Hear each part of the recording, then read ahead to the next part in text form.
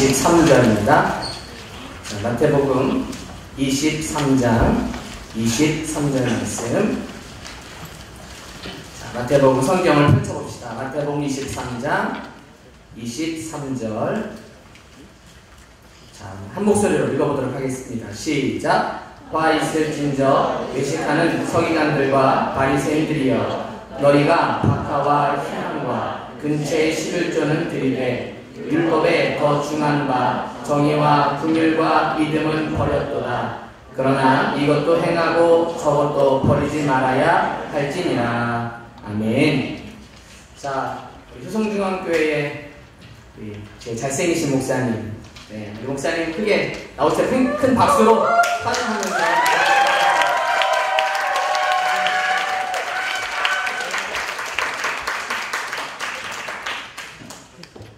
가식적인 환호하고.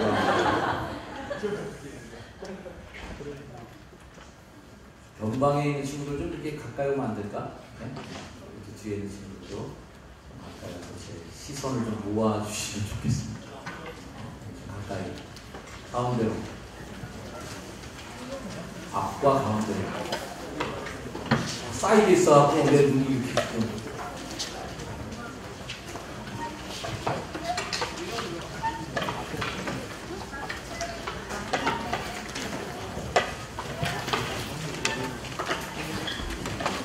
네, 고마워요. 고마워주세요. 오늘 설교의 주제랑 좀 관계가 있어요.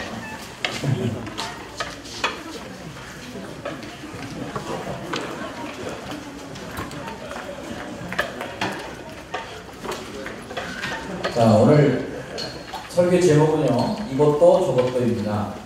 따라합시다. 이것도 저것도. 청년들 설교를 제가 굉장히 오래간만에 하는 것 같습니다. 그래서 무슨 설교를 해야 되나 이렇게 생각했는데, 아무래도 어떤 교리적인 설교나 여러분들에게 윽박지르는 설교보다는 인생의 내 얘기고, 정말 신앙생활하는 데 있어서 보면 분기점을 이뤄가는 어떤 꼭지점 같은 느낌을 주는 그 이야기들이 훨씬 여러분한테 좋을 것 같아서 동의를 좀 했습니다. 그래서 이제 번쩍 저에게 다가온 말씀이 이 말씀인데, 사실 이 말씀은 제가 굉장히 이해가 안 되는 말씀이기도 한 것입니다. 해석이 잘 안 되는, 그리고 이해하기가 좀 어려운 그런 성경 구절이고, 예수님으로서는 이렇게 얘기하면 안 되지라고 할 만한 얘기예요. 예수님이 이렇게 얘기하면 안 되지, 예수님이라면 좀 정확하게 얘기했어야 될 게 아닌가, 이렇게 생각될 만한 이야기라고 생각합니다. 오늘 말씀에 보면 뭐 이것도 해방하고 저것도 버리지 말지니라 이런 얘기를 했지만요, 쉬운 성경 말씀 번역본이 이래요. 어느 한 가지만 하지 말고 이 모두를 함께 해야 한다. 자, 우리가 이 말씀을 이해하는 바대로 박하와 회양과 근처의 11조를 드리는데, 굉장히 비본질적인 것에 집중하는 바리새인들을 좀 꾸짖는 말입니다. 너무 형식에 집중하는 거예요. 그래서 이 11조 드리는 것이 법적으로 내가 행해야 되는 의무이기 때문에 하나님한테 복을 받기 위해서는 이걸 행해야 되는 걸 생각하는 거죠. 그래서 11조를 얼마나 꼼꼼하게 계산했는지 엄청난 11조에 대한 집착이 있습니다. 그러니까 모든 물건에 11조를 다 끼는 거예요.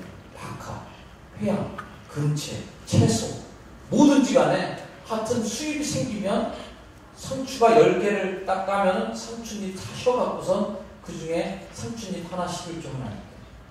민트, 박하죠. 민트 열매를 어떻게 따는지 모르겠지만 뭐 양 계산하기가 쉽지 않겠죠. 그 양을 아주 정확하게 계산하는 거예요. 좀 더 좁쌀영감 같은 분이라면 쌀을 다 계산해갖고서 쌀 털을 다 쉬어갖고, 옛날에 청년들 보니까 뭐 쪼리퐁 개수 쓰는 사람도 있다고 그러더라고요. 인터넷에 보면 쪼리퐁 개수 다 하셔갖고서 몇 개가 들어있는지 세는 사람도 있던데, 아무튼 쪼리퐁 하나 사면 그거 다 개수 쉬어갖고서 365개 들어있으면은 36.5개를 11조를 드려야 되는 그러한 개념을 갖고 집착하는 거예요.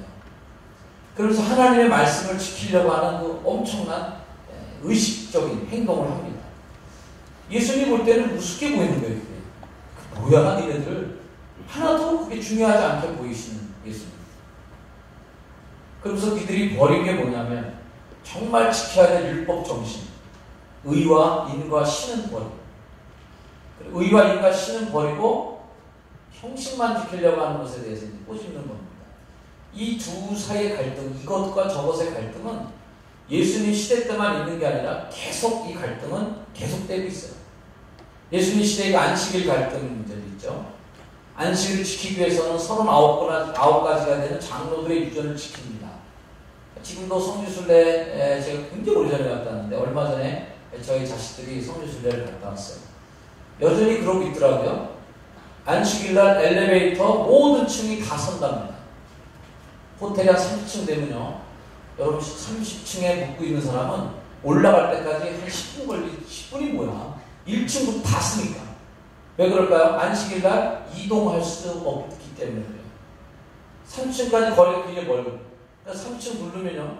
노동이 되는 거예요. 그러니까 노동하지 않도록 3층을 누르는 일이 없도록 안식일이 되는 즉시 모든 엘리베이터가 자동으로 다 바뀝니다. 이스라엘 원래 그래요. 그러면서 안식일 지키는 거예요. 안식일날 일하지 말라는 것을 지키는 거죠. 그러면서 이 안식일에 대한 이스라엘 사람이 얼마나 치사하게 지키는 거 아십니까? 안식일날 노동해야 될 일들이 많이 있어요. 일하지 않으면 안식일날 안 되거든요. 그 노동을 누구 시키냐면 팔레스타인 사람들에게 시킵니다. 가자 지구에 있는 노동자들이 다 와서 그 일을 해요. 걔네들은 너는 안식일 지키지 말고 이제 지옥이나 가라 이거죠. 이런 것들이죠. 마치 중세시대 때 성당에서 아름다운 예배를 드리기 위해서, 정말 거룩한 예배를 드리기 위해서 파이프 오르간을 치면서 그 파이프 오르간에서 흘러나오는 거룩한 음악을 들어야 되는데, 그 파이프 오르간을 그 당시 전동기구가 없기 때문에 인간의 힘으로 그 풀무지를 해서 바람을, 그죠? 공기를 압축시켜서 공기를 흘려보내야 이 파이프가 울리잖아요. 그 공기를 누가 하냐? 노예들. 성당에서 아름답게 귀족들 드레스 입고 딱 턱시도 입고서 예배 드릴 때 밑에서 노예들 잘못 좀 꾀부리고 했다가는 노래가 중간에 끊기면 하나님 영광이 안 되니까 채찍으로 말이죠. 노예들 채찍을 때리면서 풀무지를 시켜서 그 힘으로 파이프관을 연주하고 예배를 거룩하게 드립니다. 과연 우리가 그 실제적인 내용을 볼 때 예배가 중요하냐, 그 한 명의 인격이 중요하냐 할 때 정답은 나오는 거예요. 그런 오류들을 얼마나 끊임없이 교회가 저질러왔고 또 교회가 잘못하고 있는 거야.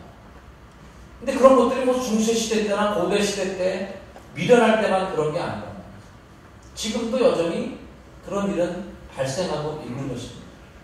자, 여러분들이 이 예배 시간에 지금 예배를 드리고 있어요. 어디 앉는가가 중요한 건 아니겠죠. 예배를 드리면 되는 거죠. 그게 내용이에요. 그게 본질이죠. 목사님, 내가 여기 앉으나? 저 끝에 앉으나? 아니면 예배 시간에 지금 핸드폰을 만지작거리고 카톡을 날리고 있거나, 아니면 예배에 집중하고 있거나, 예배를 드리는 거 아닙니까? 예배를 드리면 될까요? 하나님. 근데 하나님이 그런 예배를 굉장히 짜증내 하시겠죠? 화를 내시겠죠? 기만하는 거니까. 오늘 여러분이 헌금 시간 헌금을 드릴 거예요. 분명 하나님 헌금 드려야 됩니다. 헌금 되는 거 하나님 좋아하실 거예요. 그런데 주머니 들어가면서 10,000원짜리 나면 안 되는데 괜히 실수로 10,000원짜리 날까봐 겁나서 1,000원짜리 하나 인색하게 넘버리고 간단하게, 그리고 헌금통에다 집어넣었으면 헌금 하신 거죠. 그러나 역시 또 하나님이 좀 화내시겠죠. 어떤 교회 주보에 표가 적혀있고 헌금하지 마세요. 하나님은 여러분의 헌금을 구걸할 만큼 가난한 배가 아닙니다. 이렇게 뭐 써있다는 주보를 본 적이 있는데 하나님 그럴 분 아니시겠죠. 과연 이 본질과 비본질, 그렇다면 헌금하지 말아야 됩니까, 목사님? 그렇게 인색한 마음으로 내가 할 거면 헌금 차라리 안 하는 게 낫겠네요. 오케이. 예수님의 평상시 입장을 본다면 하지 말아야 되는 게 맞습니다.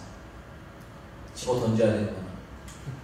하나님께서 말씀하셨어요. 성전 문을 닫을 자가 있으면 좋겠다. 얼마나 하나님 짜증났으면 예배당 폐쇄시키면 좋겠다. 그래서 누가 예배당에 못 치고 아무도 못 들어오게 만들고 예배를 취소하고 예배 못 드리게 하면 좋겠다. 왜? 가짜로 예배 보는 인간들 막으라고 하고 가짜로 하나님 앞에 제사 드리고 마음도 없는데 몸뚱아리만 나가서 예배하고 하나님에 대해 관심은 없고 인간 관계에 관심만 많고 재미에 관심 많고 찬양을 하는데 하나님에게 집중은 안 되고 리듬에만 집중이 되고 악기에만 집중이 되는 그런 찬양들 나 싫다. 짜증난다. 집어 던지라고 하나님께서 외쳤던 것이죠. 자, 근데 오늘 예수님은 박하와 근처의 10조의 모든 것들을 그런 거 니네들 그거 꼬박꼬박 다 드리냐 말이야. 그거 드리기보다는 그 율법의 진짜 정신, 의와 인과 신을 버려야 된다는 거죠. 그러면 그 11조 집어 던지고 치우라고 얘기하셨어야 마땅한데 오늘 참 저도 궁금하게도 이것도 행하고 저것도 버리지 말아야지. 이렇게 애매하게 얘기하시는 거예요. 자, 여러분들이 먼저 신앙생활에 있어서 먼저 집중해야 될 일이 뭐냐면 따라합시다. 본질과 비본질을 구분할 줄 아는 능력. 이것이 필요합니다. 제가 어디 교회 다른 데 집회를 가면 그런 얘기를 가끔 재미나게 해줘요.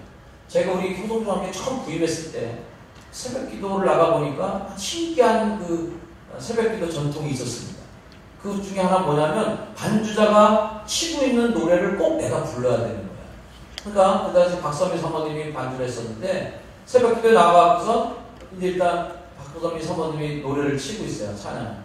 그럼 제가 이제 넌지시 가서 제가 장수를 부릅니다.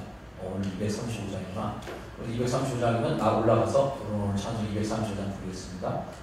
그렇게 해야 되는 걸로 오자마자 저한테 오리엔테이션이 됐어요. 한참 하다 보니까 궁금한 거예요. 왜 그걸 반주자가 오늘 찬송을 내가 정해야지 왜 반주자가 그걸 정하는가? 근데 오늘 설교 말씀이 그걸 맞는 찬송을 정해야 되는데 왜 반주자가 그걸 정해야 하는가? 궁금했어요. 그래서 물어봤습니다. 여러분한테. 그때 뭘 아는 사람이 별로 없었어요. 근데 어떤 분이 가르쳐 주셨어요. 옛날에 롱 타임 옛날에 우리 교회에 웬 반주자 분이 계셨는데 그분은 피아노를 잘 못 치는 분이었대요. 그래서 이분은 그러나 마음의 그 열정, 하나님에게 정말 반주자로 대대 반주자나 수요일 반주는 엄두도 못 내고 남들이 참 싫어하는 새벽 반주 한 번만 그래도 그거라도 하나님께 봉사하고 싶은 거예요. 그래서 이분이 그 반주하고 싶어서 열망에 반주에 신청을 했다는 거예요. 근데 이분이 찬송가를 자유롭게 못 치세요. 이분이 칠 수 있는 방법은 하루 종일 찬송가 한 곡을 연습하는 거예요. 하루 종일 아침부터 저녁까지 찬송가 235장. 아주 하루 종일 연습해갖고 다음날 새벽에 그걸 치고 있는 거죠. 그럴 때 목사님이 236장 그러면 그분은 실족해갖고 쓰러지는 거예요.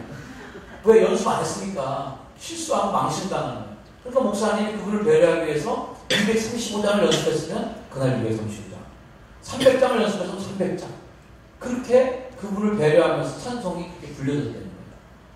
그 다음부터 세월이 한참 지나서 오랜 시간이 흘러서 박선미 사모님이 피아노 전공하신 분이 피아노에 앉아갖고 내가 몇 장을 부르라고 얘기하든지 간에 자유자재로 연주할 수 있는 분이 피아노 거기 앉아있는데도 불구하고 여전히 계속해서 반주자의 몇 장 부르는지를 체크한 다음에 그리고 찬송을 선택할 수밖에 없는 그런 모습이 있다는 거죠.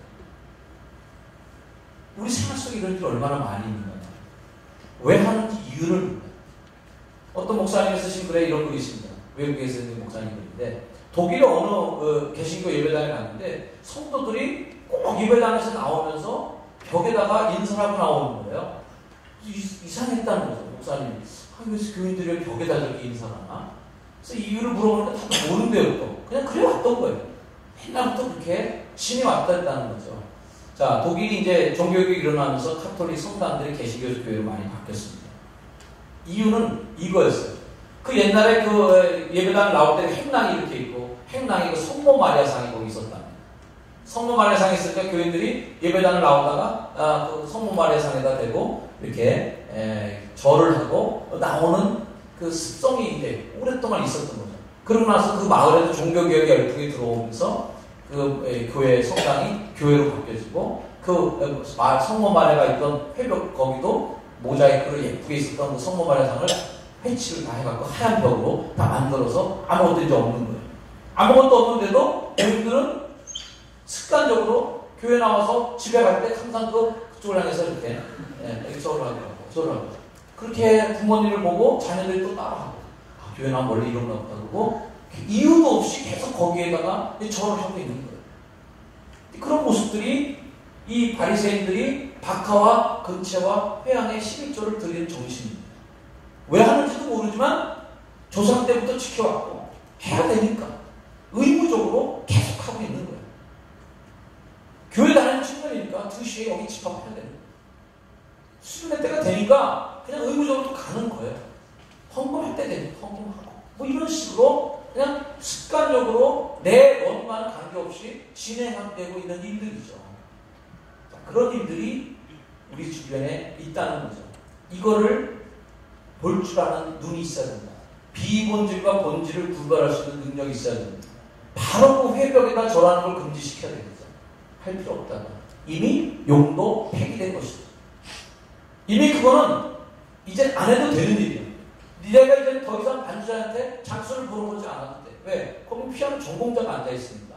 이미 그 문화는 나에게 필요 없는 문화가 된 거죠. 자, 우리 교회가 전에 옛날 구예배당 했을 때 이달의 찬양이라는 걸 했었습니다. 그 당시에 우리 교회가 약간 전통적 예배를 드리고 있었고, 그리고 새로운 찬양에 대해서 교회들이 굉장히 거부하는 게 많이 있었어요. 그래서 예배 끝날 때마다 한 달에 한 곡을 정해갖고 주창창 그거를 한 달 내내 불렀습니다. 좀 어려운 노래들도 그래서 많이 익혔어요, 그 당시에. 자, 새예배당 오면서 역시 이달의 찬양이 딸려오긴 했었습니다. 곧바로 제가 없앴어요. 왜? 이제는 현대예배가 들어오면서 찬양을 하는데 이달의 찬양을 부를 필요가 없는 거예요. 바로 폐기시키면 되는 거죠. 자, 이렇게 뭔가를 솎아낼 수 있는 그 관점과 능력을 키우는 게 제가 볼 때 신앙생활에 굉장히 중요한 포인트가 됩니다. 이것과 저것, 이거를 구분해낼 줄 아는 능력이 관점이죠. 관점. 뷰포인트라고 하는. 어느 뷰포인트에서 보느냐에 따라서 완전히 상황은 달라집니다. 자, 제가 한겨레 신문하고 조선일보를 같이 봤었어요. 똑같은 사건이 대통령이 뭐 무슨 일이 있었다, 뭐 당에서 무슨 일이 있었다, 한 가지 사건을 조선일보하고 한겨레 신문을 딱 두 개 놓고 보면은 완전히 관점이 틀립니다. 여러분 무슨 말인지 아시죠? 관점이 틀려요. 그래서 한때는 그 조중동이라고 이제 대표되는 보수적인 신문들이죠. 한때는 그 젊은이들이 많이 그 패러디를 많이 했습니다. 뭐 나는 내일 지구가 멸망해도 한 그루의 사과나무를 심겠다.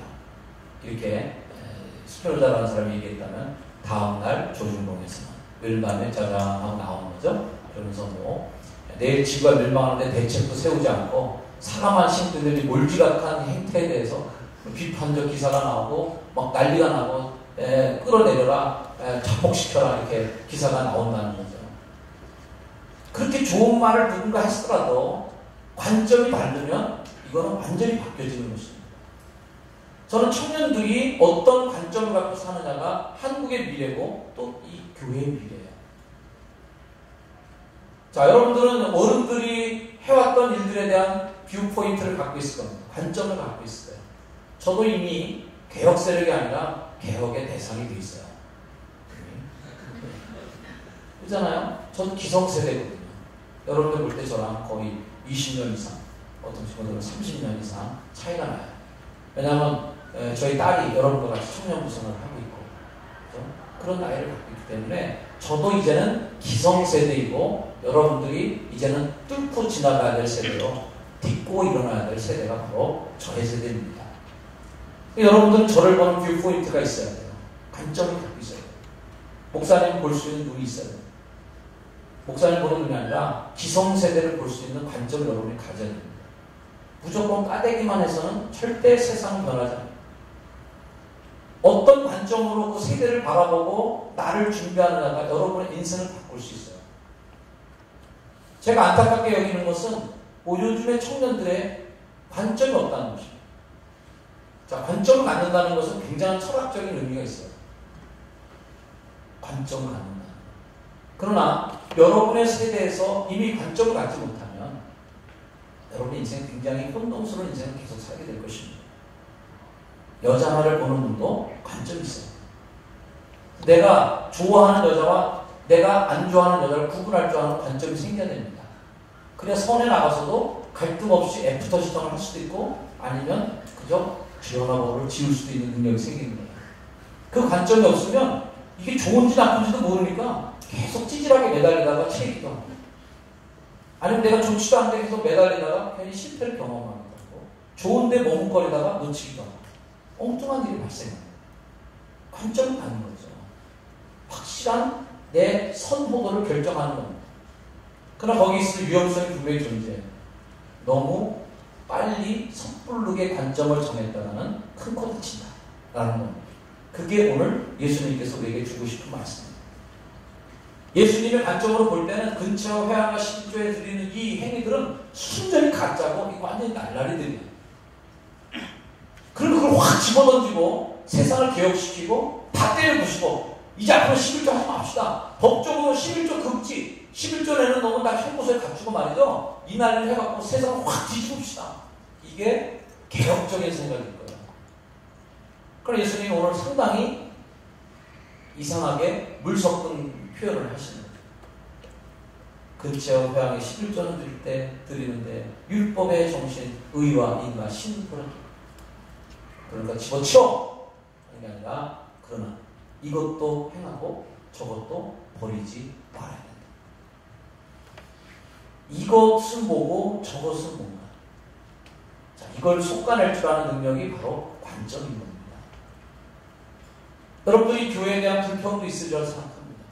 기성 세대에 대한 불평, 어머니 세대, 여러분 아버지 세대에 대한 불평, 또 담임 목사님 저에 대한 상당히 불평도 있을 수 있다고 생각해요. 청년교회가 정말 이렇게 확 그냥 갔으면 좋겠는데, 그래서 이런 예배들, 뭐 예배라든지 교회 형태, 그리고 교회 이런 구조들, 이런 시스템들 그냥 확 다 들러엎고 그냥 싹 다 치워버리고 우리가 세운 새로운 규칙, 우리가 세운 새로운 문화, 우리가 세운 새로운 가치들을 거기에 딱 올려놓고 싶은 그런 마음 청년 때 되고 갖는다고 저는 생각해요. 저도 청년 때 그런 마음을 가졌어요. 그런 마음이 없으면 청년도 안 했고 뭐든지 순종함만 하고 그래 바꿀 거 하나도 없어 우리 과거에 예년에 했던 일 이러면 또 안 돼. 그러나 여러분들이 이제 여러분이 가져야 될 관점이 중요한 게 뭐냐면 이것은 뭐고 저것은 뭐냐를 잘 솎아내셔야 됩니다.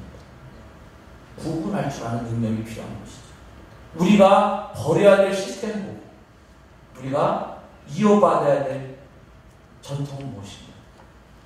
온고지신이라는 말처럼 이어받아야 될 우리 믿음의 선배들의 전통은 무엇이고 버려야 될 선배들의 잘못은 무엇인가.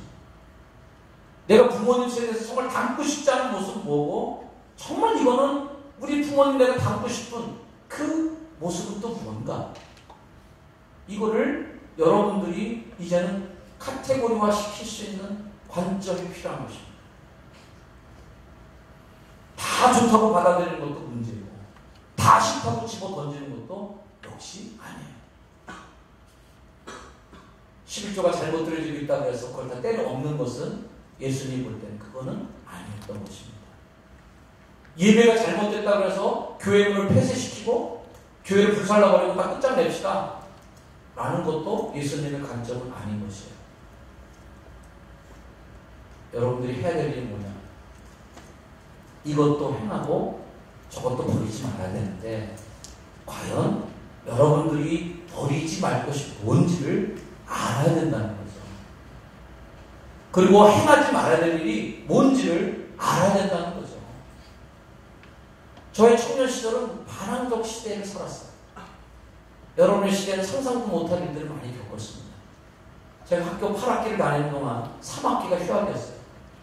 굶먹고 꾸박 내놓고 3학기를 공부 못했어요. 거의 절반에 가까운 학기가 휴학이었어요. 매일 전도 안 하고 노태우 일만 부르면서 살았어요. 학교에서 데모가를 배우고 늘 가스, 최루가스 속에서 젊은 시절을 다 보냈습니다. 그 당시 시대에는 구조에 대한 반항의 시대였고 전통에 대한 반항의 시대였어요. 그래서 저희 세대는 무조건 부수면서 왔어. 386 세대의 특징이 그거예요. 다 까고 싶었어. 전통도 부시자, 권위도 부시자, 구조도 부시자, 체제도 부시자, 다 부시고 살았어요. 그리고 우리들의 선배들도 다 쌩 무시했어요. 다 타도의 대상이고 공격의 대상이었어요. 그러고 나서 제가 요즘에 생각하는 것은 얼마나 우리가 버릴 거 아닌 것도 다 버릴 거. 그래서 동기들끼리 만나서 가끔 얘기합니다. 야, 우리가 정말 존경해야 될 목사님 선배가 있느냐. 짜서 비판하고 다 그렇게 비난하고 깔아내렸는데 결국은 그러고 나서 보니까 내 인생에 내 목회에서 정말 그분을 존경하고 따라가야 되고 싶은 그 선배가 하나도 없는 거예요. 이 사람 저래서 안 돼. 저 사람 이래서 안 돼. 아, 이건 이래서 별거 아니야. 다 이러고선 엑스페 넣었더니 나중에 알고 보니까 뭐 하나 남는 게 없는 거예요. 그래서 우리의 인생이 얼마나 많이 났었던 거야. 우리가 따라야 될 멘토가 없다는 게 얼마나 슬픈 일인가. 우리가 존경하고 본받고 싶은 선배가 없다는 게 얼마나 비참한 일이냐. 거기에 반성을 깊이 하게 됐습니다. 그래서 저는 여러분들에게 그런 인생의 실패를 겪지 않도록 충고드리고 싶은 것이에요. 여러 가지 불평이 있을 거예요.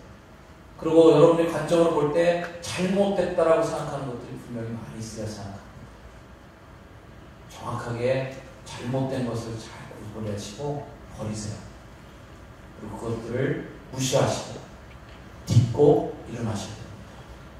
여러분들이 갖는 교회에 대한 불평들, 그리고 기존 교회와 여러분들의 정말 관점으로 볼 때 이건 교회의 참모습이 아니야 라는 것들을 누가 개혁할 수 있는가? 청년들이 개혁할 수 있어요. 여러분들이 그 일을 할 수 있어요. 효성중앙교회 개혁과 효성중앙교회 변화도 여러분들이 할 겁니다. 왜? 거룩한 불만을 갖고 있는 사람들이 그 일을 할 수밖에 없어요. 우리나라에 아펜셀러 목사님 들어올 때 나이 27, 27세의 청년이 대한민국을 바꾸는 겁니다. 그 청년은 세대에는 겁이 없는 거예요. 그러니까 그 태평양을 넘어가고 한 번도 와보지 못한 동방에 알려지지 않은 코리아라는 나라에 발을 들여놓는 겁니다. 겁이 없는 거지. 무식하니까 용감하게 온 거예요. 그런데 한국이 그로 인해서 바뀐 거죠. 50살 선교사는 절대 한국에 못 옵니다. 저는 못 가. 저는 그렇게 못하겠어요. 여러분들이 그 일을 해내야 되는데 저의 불안은 뭐냐? 혹시나 욕조에 있는 떼국물을 버리다가 애도 버린다는 얘기 많이 있잖아요. 욕조에 있는 그 물을 버리려다가 거기 있는 애까지도 버리는 일은 하지 말아야 될 텐데. 그래서 우리 교회 청년들이 욕조에 있는 떼국물을 볼 수 있는 능력, 그리고 그 꼬질꼬질한 물이 버려져야 될 거라는 관점, 거기에 대한 확고한 처박 가지게 될 저는 소망합니다. 무조건 나를 따르라, 이것이 아니다. 여러분도 분명히 그 떼국물을 봐야 된다. 그걸 볼 줄 아는 눈이 없으면 청년이 아니다. 우리 교회 미래도 없고 대한민국 미래도 없다.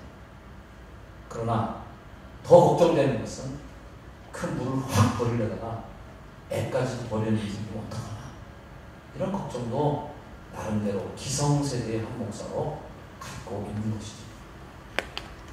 저는 청년부에서 뭐 일어난 일들을 잘 이렇게 다 듣고 있지 못합니다. 딸들 이렇게 자세하게 얘기를 합니다.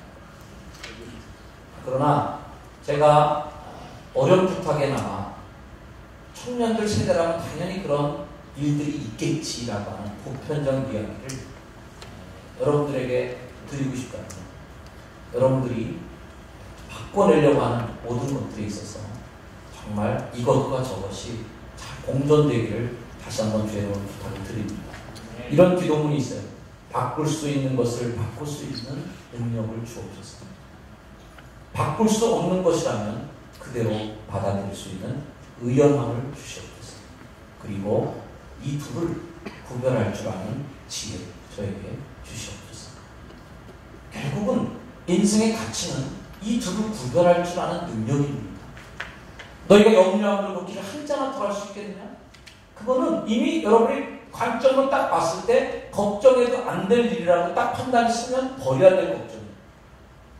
안 될 걱정 갖고 그 생긴 얼굴을 갖고 계속 고민하고 있으면 어떻게 해요? 받아들이고 가야지. 빨리 수술하든가. 수술하지 마세요. 우리 청년도 제일 예뻐. 사법계 청년 얼마나 불안한데 우리 청년 다 예쁘다고. 근데 교회는 안 옮기지 쟤네들. 자기의 개성적인 그런 주어진 환경을 급하고 그거에 묶여 사는 사람들이 있습니다. 염려함으로 그 길 한잔 더 할 수 있느냐? 걱정한다고 해서 키가 안 자라. 그러면 그 문제는 하나님께 맡길 일이에요. 내가 걱정한다고 될 일이 아니야. 내가 이미 그 부모님 밑에 태어났어. 어떡하겠어요? 그거 계속 불평하고 그거 붙잡고 늘어지면서 인생 망하고 말이죠. 그것들은 술 먹고 안 되고 인생 비관하고 제일 미련한 게 그런 인생이죠. 어떡하겠어요? 그건 이미 내게 주어진 삶이요. 그럼 받아줘야죠. 근데 내가 바꿀 수 있는 것들이 있잖아. 바꿀 수 있는 것을 내가 오히려 투자하고 결단해야 되는데 그것 때문에 바꿀 수 있는 것도 포기해버려. 아우 미치겠네 뭐 이러니까 일찍 일어나면 뭐하니 12시까지 잠자고 열심히 해서 뭐하니 새벽 2시까지 인터넷하고 그리고선 PC방 가서 세월을 허송하고 있으면 내가 해볼 일까지 못하고 앉아있으면 결국 그 인생은 망하습니다. 결국 여러분의 인생은 관점을 갖는 것이다. 성경적 관점을 갖기를 여러분 부탁드립니다. 관점을 가질 때 성경적 관점을 가지세요. 그게 크리스천 청년이에요. 그냥 청년이 아니에요. 크리스천 청년. 성경적 관점이 뭐예요? 적어도 성경적 시각으로 세상을 바라보는 세계관이 일어야 됩니다. 저는 여러분들이 정말 이 사회에 나가서 성경적 세계관으로 영향력을 끼쳤으면 좋겠어요. 드라마 같은 거, 뭐 연속 이런 것도 보면요. 세계관이 없잖아요? 그런 거 많이 보죠.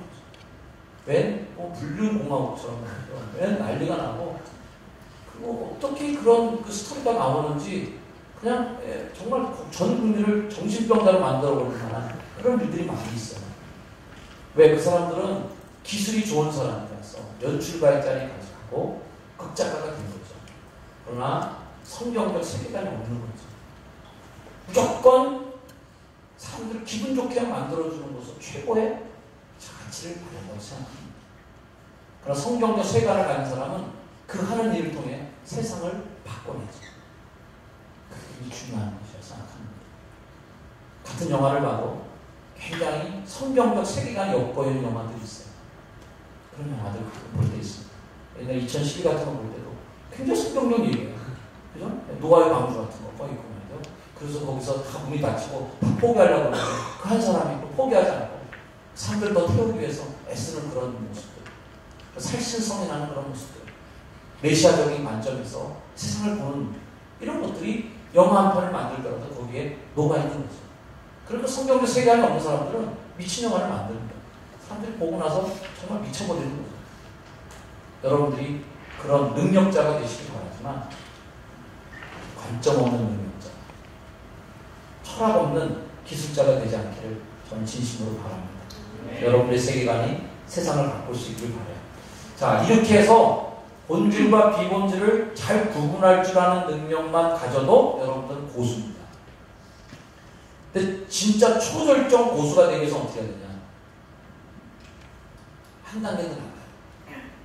자, 절정 고수가 된다는 것은, 고수가 된다는 것은 딱 보면 아는 거예요.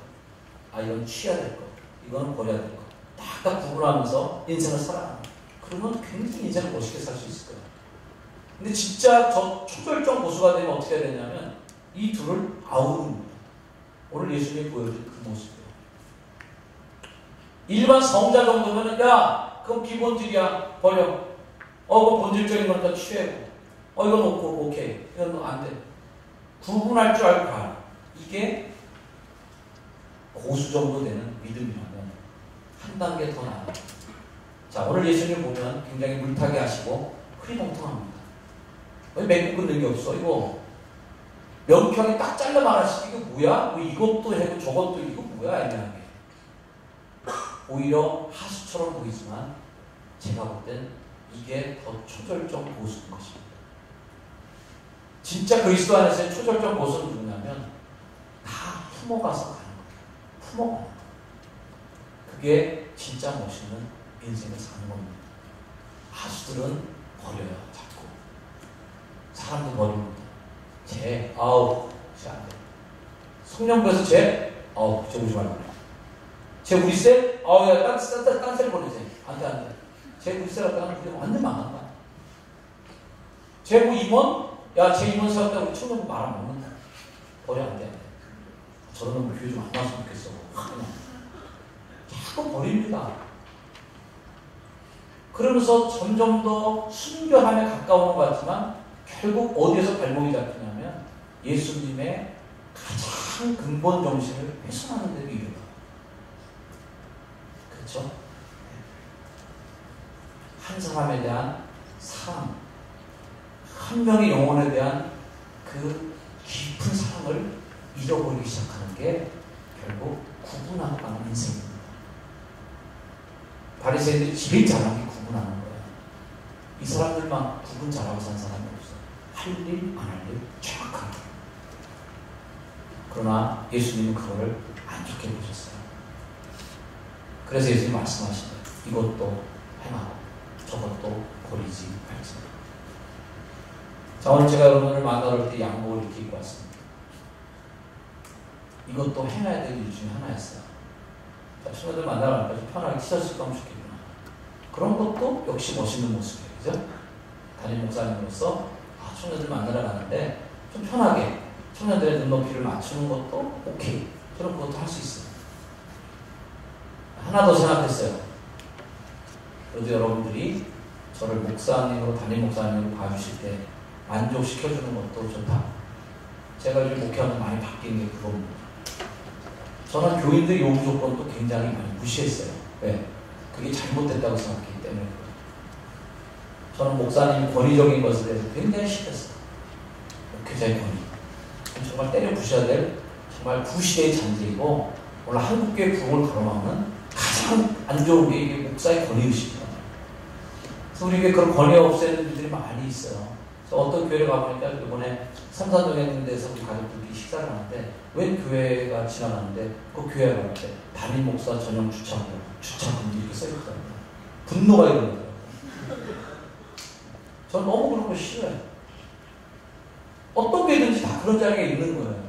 담임 목사님 전용 주차금, 뭐 6414 전용 뭐 이런 식으로 해서 다른 차 못 되게. 저 주일날마다 저 밖에다 차 대고 오는 거 아세요? 우리 교회는 담임 목사 전용 주차구가 없을 뿐 아니라 담임 목사가 주차할 공간도 없어요. 주일날에는 세 가족 하나라도 교인들이 한 명이라도 이 교회에 주차 못하고 돌아가는 분이 있을까봐 그게 걱정돼갖고 저 풍산구석 담장 쪽에다가 차를 대고 거기서부터 이제 걸어옵니다. 절대 주일날에는 제가 교회 안에 차를 대지 않아요. 담임 목사의 권위를 부시려고 애를 많이 썼어요. 그리고 교인들하고도 친하게 지내기 위해서 친구처럼 다가가려고 애를 많이 썼어요. 요즘에 50줄이 들어서 제가 보석이 되는지 몰라도 좀 바뀌었어요. 교인들이 너무 힘들어하는 거예요. 그런 일들. 힘들어. 담임 목사로서 그분들이 어려워하는 간격이 있습니다. 근데 저는 그 간격이 너무 싫은 거예요. 그 간격 속으로 쏙 들어가는 거예요. 저는 항상. 다가가. 근데 교인들이 그걸 너무 힘들어하는 거예요. 밥 먹는 자리라서 내가 딱 밥 먹고, 아, 같이 봅시다. 어느 날 보면은 반경 5m 안에 교인이 한 명도 없어요. 목사님 옆에 수리탄. 생각했어요. 교인들이 굉장히 나를 어려워하는구나. 그 어려워하는 게 싫어서 어려워하는 건 아니겠죠, 그죠?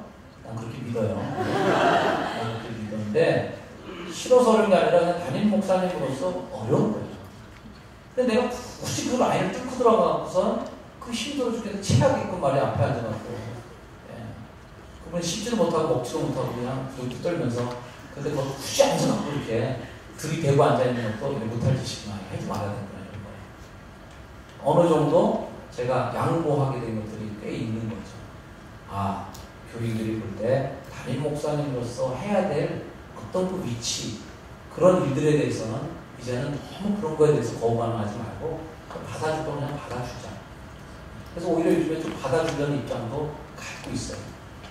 저희 마음에도 조금 부드러움이 생긴 거죠. 이것도 행해야 되겠지만 정말 목사의 권위의식을 내가 버리고 담임 목사의 특권의식이라든지 이런 분리만한 모습을 나는 정말 버려야 되겠구나. 이것을 내가 지켜야 되는데 담임 목사님으로서 교인들이 권위를 하나도 갖지 않고 매일 교회 올 때 반바지에 쓰레기 칙칙 끌고 오면서 말이죠. 안녕하세요 집사님, 오늘 잘 지냈네? 난 탈권이야 탈권이. 난 담임 목사님 다 버렸어요. 권위 버렸어요. 같이 만 놀자. 응? 뭐 이런다고 해서 제가 담임 목사님 권위의식을 버리는 건 절대 안 해요.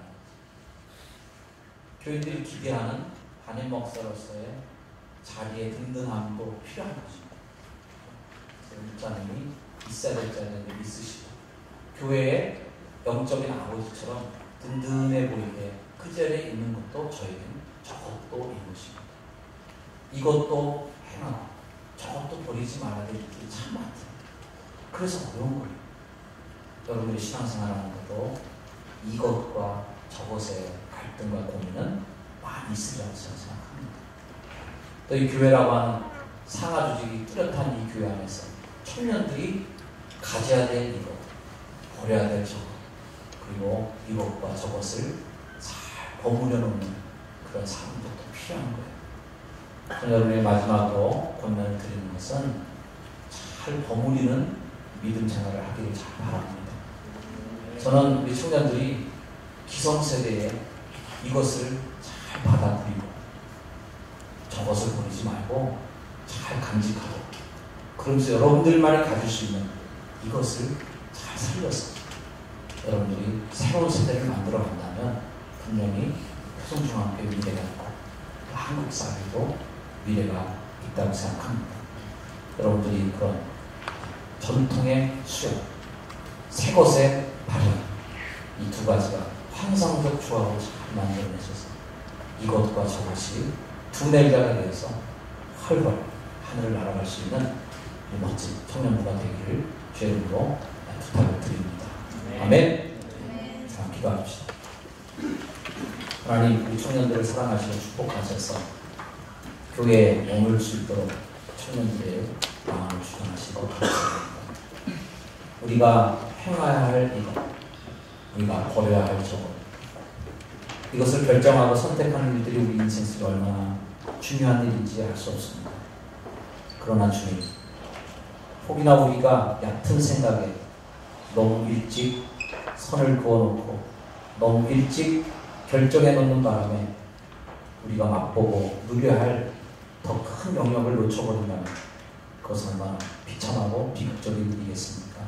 우리 청년들에게 함께 하셔서 이것을 볼 줄 알고 저것을 볼 줄 아는 더 넓고 더 큰 눈, 먼 곳을 바라볼 줄 아는 그러한 마음을 주시고 그런 마음을 아우러 하나님의 교회를 생명력 있게 만들어가는 청년 세대의 끓는 피가 우리 교회에도 흘러갈 수 있도록 축복해 주옵소서.